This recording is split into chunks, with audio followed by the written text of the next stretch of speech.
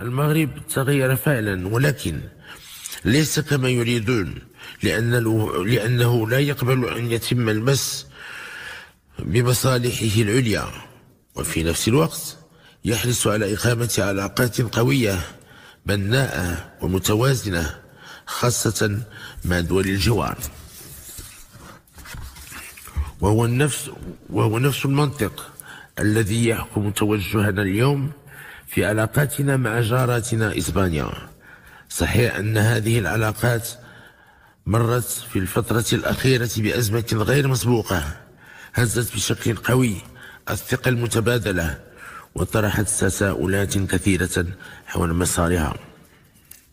غير أننا اشتغلنا مع الطرف الإسباني بكامل الهدوء والوضوح والمسؤولية، فإضافة إلى الثوابت التقليدية التي ترتكز عليها